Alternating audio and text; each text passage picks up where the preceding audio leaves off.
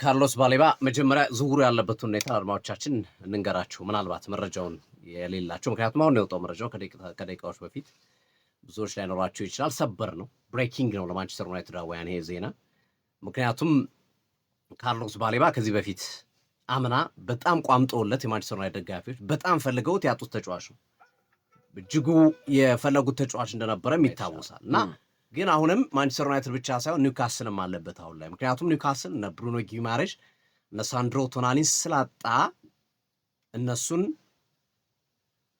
ለመተካት ካርሎስ ባሌባን ይፈልጋል ሁለቱ ክለቦች እየተፎካከሩ ነው ከፊት ግን እየመራ ያለው ማንቸስተር ዩናይትድ ነው አሁን ላይ ብለን አስቀምጠን ነበር ዛሬ በጧት ማንቸስተር ዩናይትዶች ለካርሎስ ባሌባ የዝውውር ጥያቄ ማቅረብ ወይም የዝውውር ሂደቱን መጠየቅ ብቻ ሳይሆን ተጨባጭ የሆነ ነገር ይዞ ሄዷል ለብራይተን ይዞ የሄዱትን ነገር 75 ሚሊዮን ዩሮ ወይም ግርምሾ እንደገለጽከው ከ60 እስከ 65 ሚሊዮን ፓውንድ ፓውንድና ዩሮ ልዩነት ስላለው ፓውንድ ወደድ ቫልዩ ይወደዳል 60 እስከ 65 ሚሊዮን ፓውንድ 60 በቀጥታ የሚከፈል አምስቱ ደግሞ በቦነስ መልክ የሚከፈል አድርገው 65 ከ60 እስከ 65 አቅርበዋል በድምሩ 65 ሚሊዮን ፓውንድ ወይም 75 ሚሊዮን ዩሮ ብራይተን ጥያቄውን ተቀብሏል ተጫዋችን መውሰድ ትችላላችሁ ብሏል ግሪን ላይት አሳይቷል ግን ባለፈው ነው ብሬገገሙ ግን ዋጋ ጨምሩ አሁን ትንሽ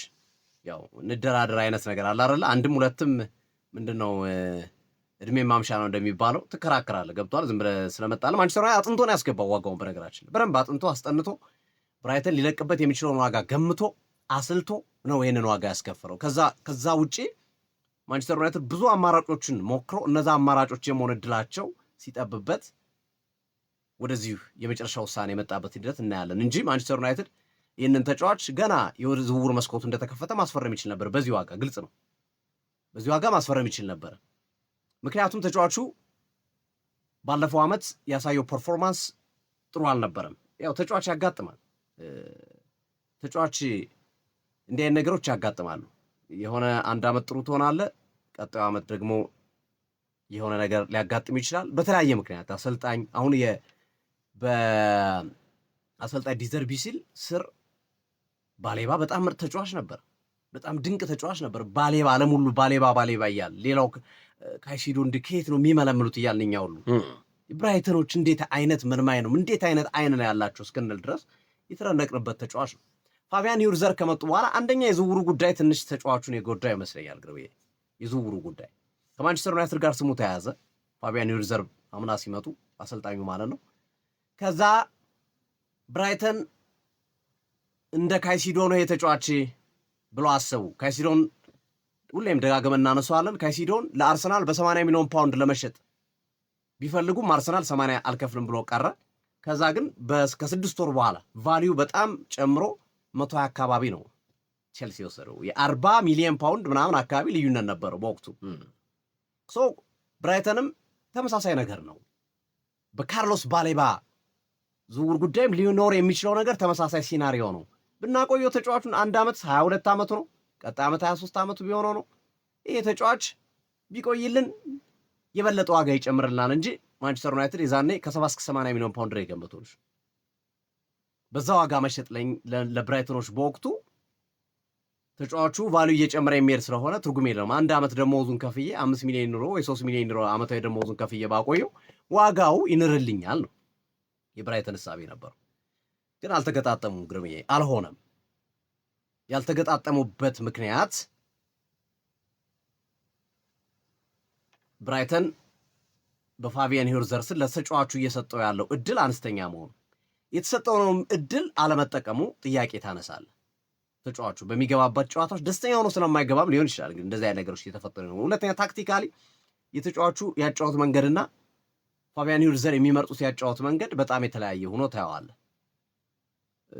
የካርሎስ ባሌባ ቲፒካል 6 ቁጥር ነው በቃ ማለት ከቦታው ማይነቃነቅ በደንብ ሸፍኖ ተከላካዩን መጫወት የሚችል ባልፎ በአጋጣሚዎች እየሄደ ለማጥቃት ጥረት የሚያደርግ ሹት የሚመታ ልጅ አይነት ተጫዋች ነው የሚጠቀሙባቸው ተጫዋቾች እንደነ ሄንሽሉድ ፓስካል ግሮስ አይነት ተጫዋቾች ደግሞ ሞር ከኳስ ጋር ያላቸው ግንኙነት ትልቁ ነው ፕሮግሬሲቭ የሆነ አጫውት የሚጫወቱ ወይም ተቀባብሎ መውጣት የሚችሉ የኛው ተጫዋች ደግሞ ሎንግ ፓሶችን እንደ ፓርቲ አይነት ባህሪ ያለው ተጫዋች ነው።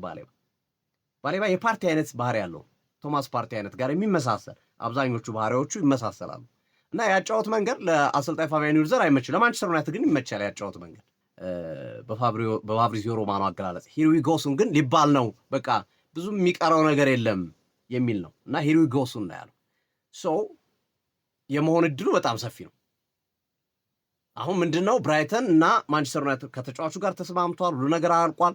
ከብራይተን ጋርም ተቀራርበዋል በብዙ ነገሮች። ነገር ግን የሚቀረው ነገር ብራይተን እና ማንቸስተር ዩናይትድ 75 አቅርበዋል። ማንቸስተር ዩናይትድ እንግዲህ ብራይተን የሚጠይቀው ይኖራል፣ ይሄን ያልጨምሩልኝ ይላል። ማንቸስተር ዩናይትድ ወይ አውቶማቲካሊ ይጨምራል ወይ ጨምሩ ያሉትን ግማሹን ይጨምራሉ ወይ ሮቡን ይጨምሩና ከዛ ያበቃል ማለት ነው። ዝውውሩ ይታወቃል። ተቀራርበዋል። ብራይተን የሚፈልገውና ማንቸስተር ዩናይትድ የሚፈልገው ይታወቃል። ያው ግን አንድ የሁለቴ ትጣጣላለህ። በቀደም ሰሞኑን ሮድሪ ላይ ሲሆን እንደነበረው ማለት ነው። አንድ የጣሉባቸው ሁለተኛ መጡ፣ ሶስተኛ እንደውም ባርሴሎና 4 ጊዜ ሁሉ ነው የመጣው። ግን ቶሎ ቶሎ ነው የሚመጡት። በየ2 ቀኑ በየ3 ቀኑ እየመጡ ዝውውሩን ያከናወኑበት ሂደት እንመለከታለን። ስለዚህ የካርሎስ ባሌባ ዝውውር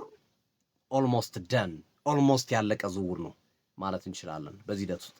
ለማንቸስተር ዩናይትዳውያን ወይም ለማንቸስተር ዩናይትድ ይሄ ተጫዋች አማካይ መስመሩን በማሳደግ ረገድ ምን ያህል ጠቀሜታ አለው የሚለው እሱ ሌላኛው ትልቁ ጥያቄ ነው። ቅድም እንዳልኩት ባሌባ የቶማስ ፓርቲ አይነት ባህሪ ያለው ተጫዋች ስለሆነ ማንቸስተር ዩናይትድ ላይ ክለብ በብዛት የሚፈልጋቸው 6 ቁጥሮች አሁን ካዝሜሮን ተመልከተው፣ ኢቭን ዮሪ ቴሎማንስን ተመልከታቸው፣ ኳሱን ደብቀው ረጃጅም ፓሶች የሚያደርጉ አይነት ተጫዋቾች፣ ኳሱን ይዘው ቶሎ ረጃጅም ፓሶችን ለመስመር ተጫዋቾች የሚያደርሱ ካውንተር አታኪንጉ ላይ በፍጥነት መሳተፍ የሚፈልጉ አይነት ተጫዋቾች ነው እናገኛቸዋለን። ከባህሪ አንጻር ካርሎስ ባሌባ ፐርፌክትሊ ለማንቸስተር ዩናይትድ የሚሆን ተጫዋች ይመስለኛል።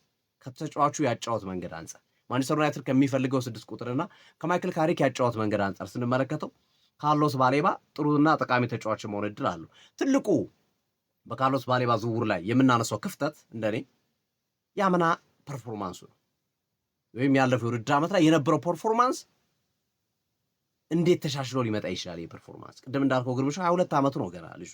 በጣም ብዙ ሩም አለው ሰርቶ የመለወጥ የማደግ የተበላሸ አቋም ካለ የማስተካከል ይሄ እድሜ ታስተካክልበታለህ እና ማንቸስተር ዩናይትድም ያንን ታሳቢ ባረገ መንገድ ካልኩሌሽን ሰርቶ የገባበት ይመስለኛል። አይ ቲንክ የነ ኦሪየል ቹዋሚኒ የነ ካማቪንጋ ዝውውር ብዙ አልገፋላቸውም ለማንቸስተር ዩናይትዶች፣ ብዙ አልገፋላቸውም፣ ብዙ አልሄደላቸው።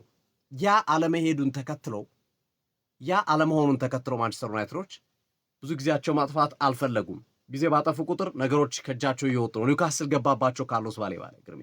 እንዲሁም እኔ ሜን ኮዝ የሚመስለኝ ባሌባ ላይ እንዲፈጥኑ ያደረጋቸው የኒውካስል መግባት ነው ዝውውሩ ላይ።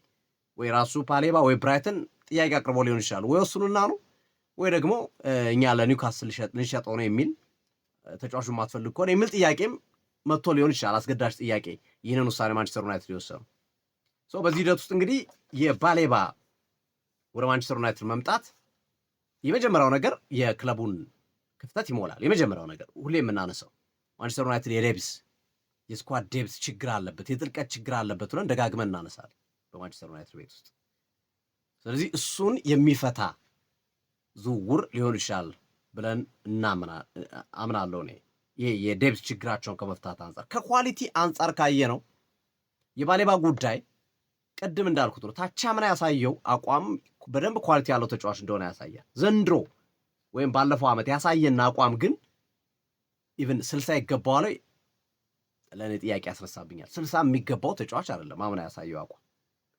ግን ማንቸስተር ዩናይትድ በዚህ አጋጣሚ ባሌባን ወደ ክለቡ ካመጣ በኋላ ያለፈውን ማይክል ካሪክ ያው በተለይ ማይክል ካሪክ እንደ አዲስ ተጫዋቾችን እየፈጠሯቸው ያሉት ተጫዋቾች አሉ። እንደ አዲስ እንደገና እንዲነቃቁ እንደገና በማንቸስተር ዩናይትድ ሪቫይቭ እንዲያደርጉ ተጫዋቾችን አድርገዋል።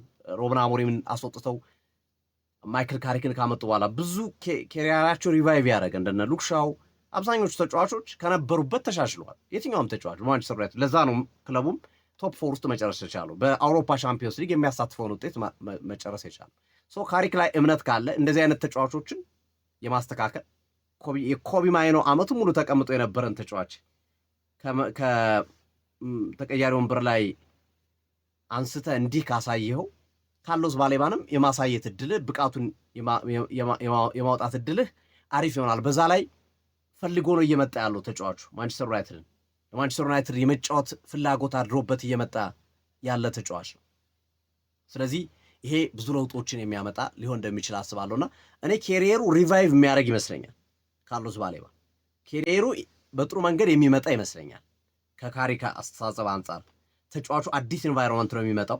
በዛ ላይ የሚጫወተው ለማንቸስተር ዩናይትድ ነው። ብዙ ኤክስፔክት እንደሚደረግበት ያውቃል። ራሱን ማሻሻል ራሱን ማሳደግ እንዳለበት ያውቃል ካርሎስ ባሌባ። በዛ ላይ ሲስተም በብራይተን ያልተመቸው ሲስተም በማንቸስተር ዩናይትድ እጁ ላይ በሚፈልገው አይነት መንገድ እሱ ለመጫወት በሚፈልገው ዲዘርቢ የሚጫወቱበት መንገድና ካሪክ የሚጫወቱበት መንገድን አድማጮቻችን ቪዲዮቻቸው ነው ብዙ የሚለያዩ አይደሉም። ዲዘርቢ በብራይተን እያሉ አሁን ካሪክ በማንቸስተር ዩናይትድ የሚተገብሯቸው ልዩነት ያላቸዋል። የፋቢያን ሂርዘር እና የካሪክ ግን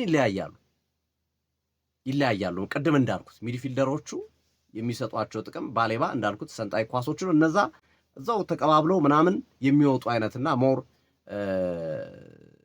ሚድፊልደሩ ላይ ያላቸው ነገር ይሄ ቲፒካል የሆነ 6 ቁጥርን የመጠቀም ሳይሆን ሞቢሊቲያቸው ከፍ ያሉ ተጫዋቾችን 6 ቁጥር ላይ የመጠቀም ነገር እንመለከታለንና ግራም ቀኝም ወስደው ማንቸስተር ዩናይትድ በዚህ ዝውውር የሚጠቀም ይመስለኛል። ግምዬ ባሌባ ቢያመልጠው ግን ቹዋሚኒንም ላያገኝ ይችላል፣ ካማቪንጋንም ላያገኝ ይችላል፣ ባሮቹን ሊያጨበጭብ ይችላል። ውሳናቸውን የወሰኑ ከዚህ አንጻር ይመስለኛል። ሁለተኛ የመጨረሻ የወራጅነት ጨዋታቸው ከኤሲ ሚላን ጋር ያደርጉት የወራጅነት ጨዋታ ክለቡ አሁንም ሲሪየስ 6 ቁጥር እንደሚያስፈልገው ስለገባቸው አሁን ካሉት አማራጮች ባሌባ የተሻለ ነው። ከገንዘብም አንጻር አዳም ዋርተን ብትል 100 ነው፣ አሌክስ ስኮት ብትል 100 ነው የምትጠይቀው። ቹዋሚኒ ብትል ከ100 በታች አይጠይቁም። በዛ አይነት መንገድ የተወሰነ ይመስለኛል።